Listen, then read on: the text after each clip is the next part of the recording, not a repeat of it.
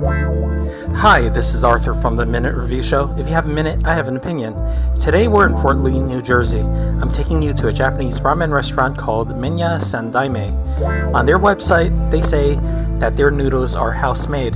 Today I'm going to order 3 ramens and also try an appetizer. Menya Sandaime has 3 restaurants in New Jersey, so let's see why they're growing so fast. Now let's take a look at the menu. We have a bunch of tonkatsu here. There's the original, the karakuchi, and the black ramen. You have shoyu ramen, and you have the shrimp tempura ramen and the vegetarian shoyu ramen. And over here we have the miso ramen. We have donburi. We have different toppings that you can add. They're anywhere between $3.50. $2.50 to $4.50. Over here we have some sides. They serve buns, gyoza, karage, and some broccoli sides. And finally, there's a whole assortment of combos that you can order. They usually come with a type of ramen and also one side. In this case, this is a gyoza. Hi, this is Arthur from the Minute Review Show. Today we're at a restaurant in Fort Lee, New Jersey called Menya Sandaime, and it's a ramen restaurant, and we wanted to have Japanese ramen. There are plenty of options here in terms of ramen, and the great thing about this restaurant from what we have just seen is that the menu is very focused on ramen. There isn't much other than you can order than the ramen. The only exception is the donburi. They do have that, but today we're going to take a look at 3 different bowls of ramen, and it should be quite interesting. Okay, the first dish that we ordered is an appetizer. It is pork buns, and from what I can see here, we have a pork belly. We also have some looks like spicy mayo here, and there's also some salad that's added to the pork bun. It's served in a regular Chinese mantou type of bun, and looks pretty good. It's a pretty good size slice of pork that they are serving. Okay, now's the time to try the pork bun. Now, once again, we have the pork, which is nice and roasted. You can see the black parts of the pork. So let's give this a try.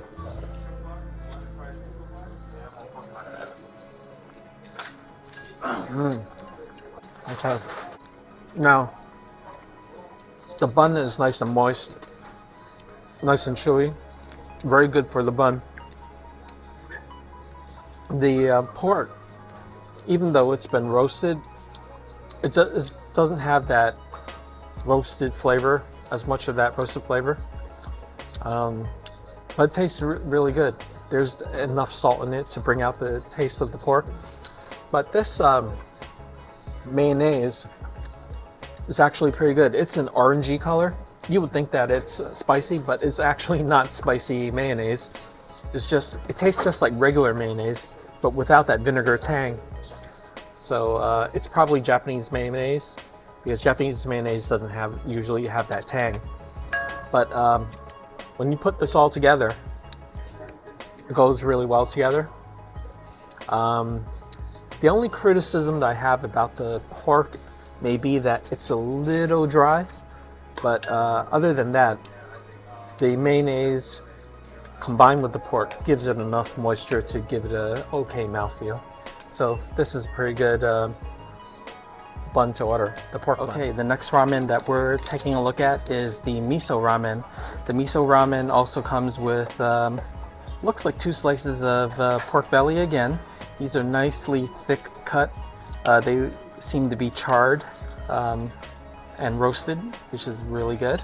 Next we have some sprouts.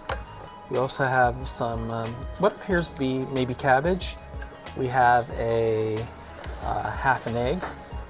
And let's see, what else do we have here? We have bamboo shoots. And the ramen also appears to have some ground pork. Oh, that's a nice surprise. And the soup itself is a miso base, and these noodles are regular ramen noodles, not the little curly type of ramen noodles. So I can't wait to get a taste of this. Upon first looks, it looks like there's lots of veggies in here.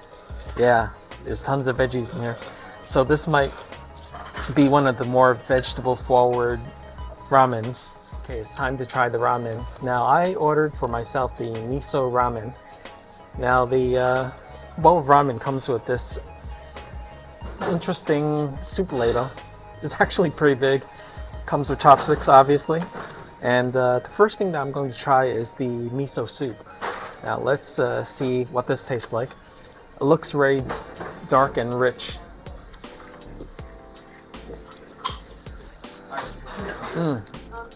Okay, now the soup is actually pretty salty, but that's expected for miso ramen. Let's try this one more time. Okay, there's a strong hit of salt. I can tell that the miso is not the light miso. This is more of the dark, earthy miso, and I can taste it in the thickness of the soup. Next part of this that I'm going to try are the noodles. Now these noodles are the nice, straight ramen noodles. Very nice. Now, these ramen noodles are your standard ramen noodles. There's a good chew to them. They're not overcooked. And they're pretty delicious. Very good standard. Another thing that I noticed, I think I mentioned this before, that this ramen has a lot of vegetables in it. In fact, there's a lot of cabbage in this ramen, like this one. You know, this cabbage.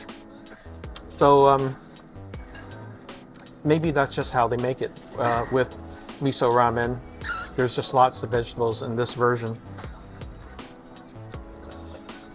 And finally, we're going to try this giant piece of what appears to be pork belly, or their version of char siu.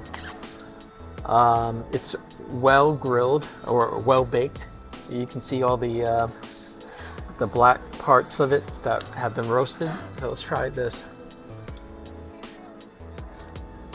Wow, this is delicious. Now, the thing that jumps out at me when I first eat this piece of pork is that you can taste the roasted flavor.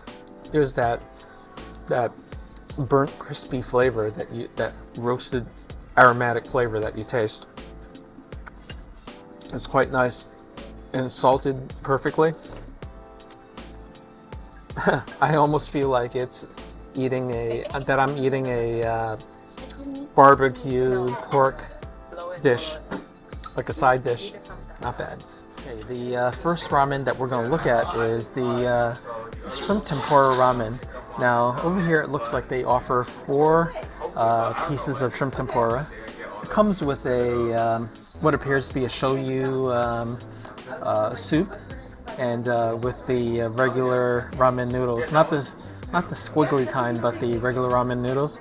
And here's some what appears to be spinach, and here's some green onions. So that's the shrimp tempura. Okay, the next ramen that we ordered is the shoyu ramen. Now shoyu ramen appears to come with a bunch of pork. It's pretty thick cut, looks very satisfying, and this is pretty fatty from what I see here.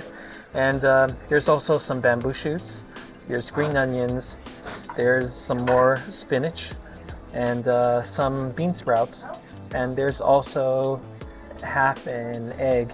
This looks like a Chinese tea egg, and looks pretty good. Once again, the soup is a shoyu based soup, which is soy sauce. Okay, I'm also going to try the other 2 ramens that we ordered, the shoyu ramen and the shrimp tempura ramen. But I'm not going to actually eat any of the noodles. I'm just going to try the soup and tell you what I think about those. The first soup that I'm going to try is the shoyu ramen. So This is the shoyu soup, and let's try this.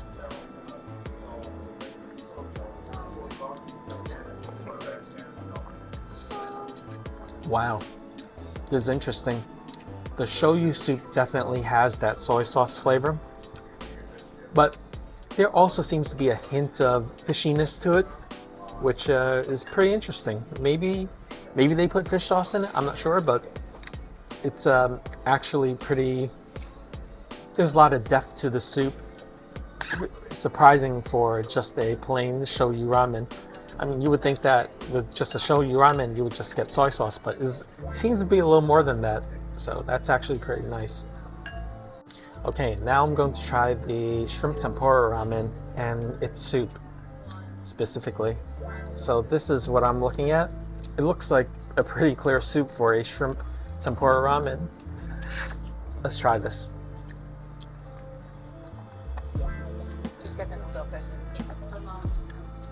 Okay, now this is definitely a shoyu base, and I can also taste that the fried shrimp that was dipped into the soup, that oily flavor from the fried shrimp has permeated the soup. So basically the soup has that fried oil flavor plus the shrimpy flavor that's added to it. It's a pleasant taste, and it's pretty basic in my judgment, but I think it works well with the ramen and the tempura that came with it.